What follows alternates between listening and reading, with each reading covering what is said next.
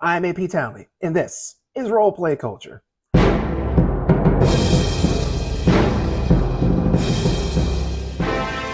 There's a saying in the tabletop role-playing world that if your character has more than 2 feet, then you're probably playing D&D. Whenever I have to introduce a new person to D&D, I have such trouble explaining what feats are. Because, you have feet, and then you have feats. Does anyone else have this issue? For those new to the hobby, let me explain what feats are in 5th edition. When your class hits 4th level, and 8th level, and so on and so forth, your character gets an ability score increase, or ASI. This will allow the character to increase one of their ability scores, like strength for example, by 2, or increase 2 ability scores by 1. Alternatively, or optionally if you will, you can choose a feat instead. And remember, it's feat, not feet. Like a feat of strength. There are no foot fetishes here on this channel, not that there's anything wrong with that. It is important to understand that feats are an optional feature. Most DMs allow them, but if yours does not, don't give them any grief about it. The game was not balanced with feats in mind, and they can wildly screw things up. A feat gives a series of features that are themed together. There are so-called half feats that give a +1 to an ability score along with a few lesser features. Some feats are super powerful in the right hands, like Sharpshooter. Some are considered garbage, like Dungeon Crawler. And then there are the underrated ones that tend to get ignored for their greater or lesser brethren. That will be our focus today. So here are 5 underrated feats for D&D 5e. Number 1, Alert. I almost didn't include this feat because I think most players are aware of it and know it's pretty good. But unfortunately, I think people just still don't pick it. Most players that take feats choose either one of the big game warping ones, like Great Weapon Master, or they'll choose a half feat like Fey Touched to round out an ability score and get some cool stuff along the way. Alert is neither of those things. I designed a commando character that utilized this feat to pretty good effect. And even then, I found it hard to justify using one of my precious feats to take it. And I didn't, because it came from a background. This feat gives 3 features. We can't be surprised as long as we're conscious. So, sleeping's still a problem, but elsewise, we're okay. Remember, being surprised means you don't get to take your turn, as well as maybe opening you up to some effects like from assassins. You get +5 to initiative. This can help ensure we go first in combat. This is particularly true for those characters that have poor dexterities, like some clerics or heavy armor-wielding fighters and paladins. And finally, other creatures can't get advantage on attacks against us as a result of being unseen, such as if they're hiding or invisible. This one can be a bit niche, but against assassins and certain creatures like closets that have improved invisibility, it can really protect you. This is one of those feats that just benefits any character or playstyle. Sure, Great Weapon Master is an amazing feat if you're wielding a great axe, but if you're a rapier-wielding rogue, then it's useless. Alert is an amazing all-around feat. Literally any character can benefit from. I challenge you to find a character that wouldn't benefit from it. And it's nice that despite being a cool feat, it's not game warping. Your DM need not factor in these abilities to make sure you don't destroy the narrative. Number 2, Healer.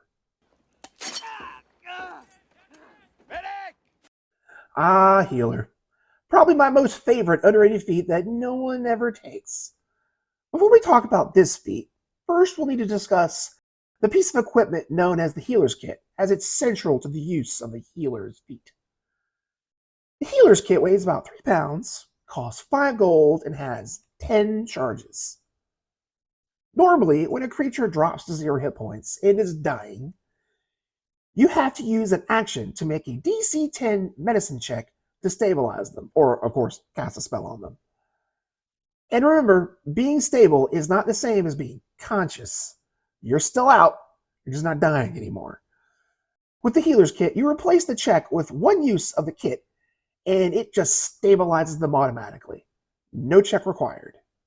And obviously, once you've used up all 10 uses of the kit, you need to refill it. Here's hoping you don't have that many of your buddies dropping like flies. The Healer feat requires the use of the Healer's Kit to function. You get 2 features from it. When you use the kit to stabilize a dying creature, they also regain 1 hit point, which means they can get up and get back into the action. You can also take an action and tend to the creature's wounds. By spending 1 use of the kit, the creature heals for 1d6 plus 4 plus the max number of hit dice that the creature has. So a 5th level character that rolls a 3 is getting back 12 hit points. That particular creature can't benefit from this feature again until they take a long or short rest. To be clear, the user isn't so restricted. As long as they have healer's kits and creatures to use it on, they can do this all day. It's just the creature that's been affected, including themselves, that must rest before being healed in this way again. This is a feat that any character can make use of, but especially characters that don't have any way to dispense healing. And by the way, you can use this feature on yourself, as we've mentioned. Just to do it again, you'll have to rest afterwards. But I think there's one type of character that wants this the most of all, and that's the NPC. It's not unusual for the party to pick up an NPC to follow them around, or even be granted a sidekick, which are NPCs that can level up. Giving this to one of the NPCs, assuming your DM allows you to have NPCs following you around, and that you can design, would be great for their utility without causing any issues with them screwing up combat by adding another attacker, or just getting blitzed themselves by the dragon and losing them altogether. This is also one of those feats that I can see being handed out as a reward for some adventuring being done. A character that used their downtime to study at the Royal College of Medicine, or a soldier that served as a combat medic, can easily be granted this feat without causing too many problems. It's just not powerful enough to be game-changing, which is a good thing. Number 3, Ritual Caster. Most think that the thing that makes a wizard so powerful is their large spell list that they have to choose from. But I propose that it's actually their use of rituals and the fact that they don't need to have those rituals prepared as long as they have their spell book within hand. That's what makes them so powerful. Or maybe not so powerful, but versatile, which is where I think the wizard's real strength lies. But can you replicate this feature in some other way? In addition to the wizard, the cleric, druid, bard, and artificer all make use of rituals.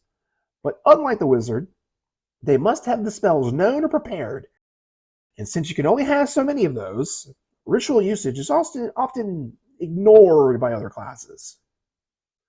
For spells with the ritual tag, they can be cast as normal with the spell slot, or they can be cast as rituals. And you must have the ritual caster ability to do so, usually given by their class. Ritual casting adds 10 minutes to the casting time of the spell, but the spell is then cast no longer using a spell slot. As long as you have the time, you can cast them as often as you wish. But then there's the Ritual Caster feat. This feat essentially lets you cast ritual spells in a similar way to a wizard. There is a prerequisite. You must have an intelligence or wisdom of 13. So there is that. You obtain a ritual book, which functions much like the wizard's spell book. You choose a class that has a ritual caster feature, and that will be the source of your ritual spells, as well as the ability score for any spellcasting checks needed, which is pretty rare for any ritual spell to require this, so that part is not really a big deal. You start off with 2 ritual spells already inscribed in your book, and you can add more later should you find them written down, such as a wizard would with scrolls or spell books or ritual books, I suppose. Gold cost and all. You can record spells of a level equal to half your character level, so that's about the same rate as a full caster, give or take a level or so. A good deal of the power of this feat comes from the first 2 rituals that you start with, until you find more written down somewhere, that is. So, what are some good starting choices? I don't think there's a character anywhere that doesn't want Find Familiar. It's such a versatile spell, allowing the creature to scout for you, take the help action, deliver touch spells, much, much more. Detect Magic is a good utility spell that can detect traps, magic items, and other magical phenomena. I particularly like this spell for characters that otherwise don't have much to do outside of combat. Your halberd-wielding fighter is awesome in combat, but otherwise there's not much for them to do. This spell gives them more purpose other than just beating the heck out of their enemies.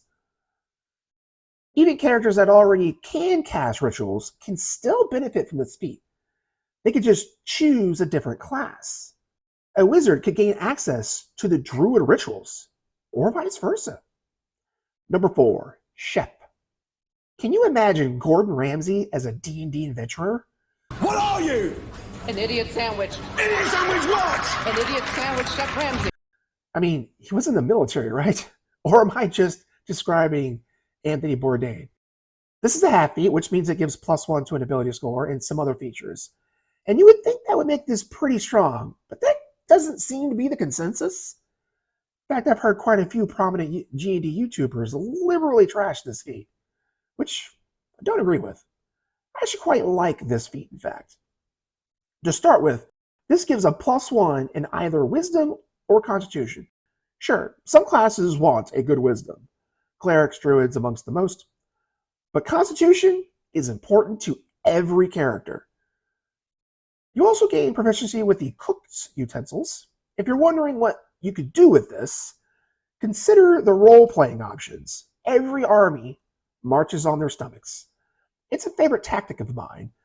When I need to infiltrate a place, to do so as a cook or part of the kitchen staff. No one notices these people. But if that isn't good enough for you, consider this. Xanathar's Guide to Everything allows for a character, assuming they have the tools and supplies, to cook up to 6 people a meal during a short rest that gives 1 extra hit point for every hit die spent to recover hit points. The feat allows us, during a short rest, to prepare food for 4 plus proficiency number of creatures, which will allow them to add an additional 1d8 to the hit die result for recovering hit points.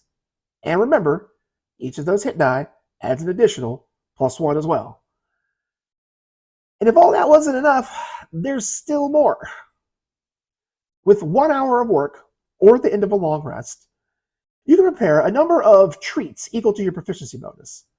They last for 8 hours and can be consumed with a bonus action, and they provide temporary hit points equal to your proficiency bonus. That's a whole lot to get from one feat. Admittedly, none of it's really game-changing, but that's, again, probably a good thing. Less chance of getting banned. But I really think this is a cool feat. It affects multiple layers of play. Combat, short rests, long rests, even social settings, depending on how you roleplay it. It also just sounds like it's fun, pretending to be a chef. Number 5, Aberrant Dragonmark. Who doesn't want to be branded by eldritch powers with an awesome tattoo?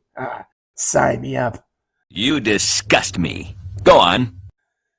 It's a pretty unknown feat, hailing from the Aberrant campaign setting. Dragon marks were a magical sigil handed down through families, and that helped cement those families over certain industries.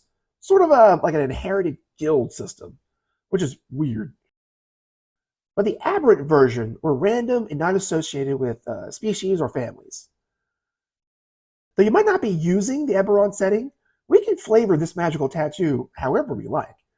It could be a great role-playing opportunity. Maybe it's the mark of a hag that your mother negotiated to give her child unusual powers. But what was the price? Or maybe some fell god has marked you for future service. However you flavor it, it's going to be pretty interesting. But what's it do? Like our previous entry, this is a half beat giving a +1 to Constitution.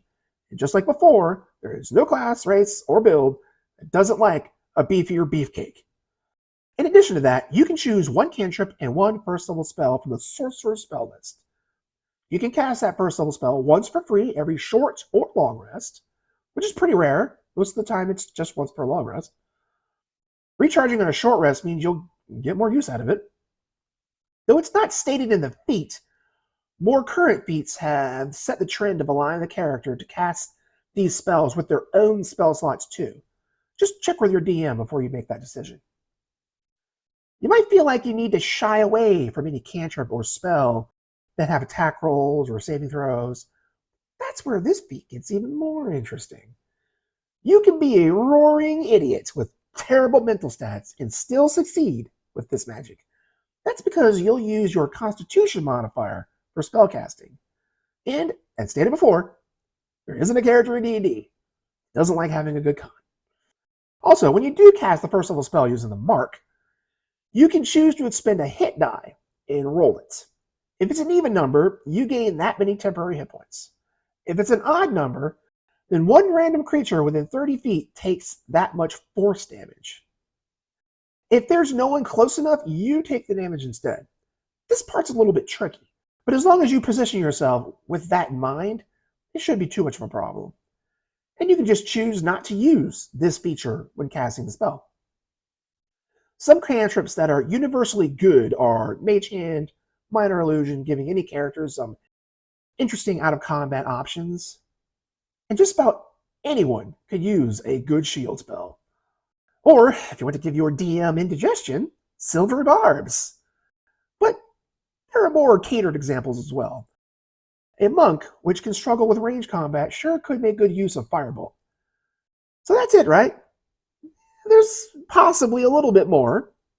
With the DM's permission, there is an option for a greater aberrant powers.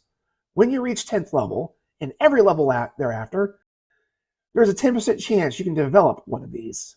These powers can take the form of epic boons. Epic boons are typically reserved for 20th level characters, and there is a wide gamut of them. If you are successfully acquiring a boon, then you must sacrifice a hit die permanently. And you even have to roll that die and add your con modifier to it and subtract that number of hit points from your hit point maximum. And yes, that is permanent too. So this might suck, but considering one of the possible boons you can get will give you 40 permanent hit points, that's a pretty big deal. Some other good ones are permanent magic resistance, the ability to bypass any damage distances, or just straight up true sight. Yeah, needless to say, they are all game-changing. All made possible for one little feat that no one ever takes.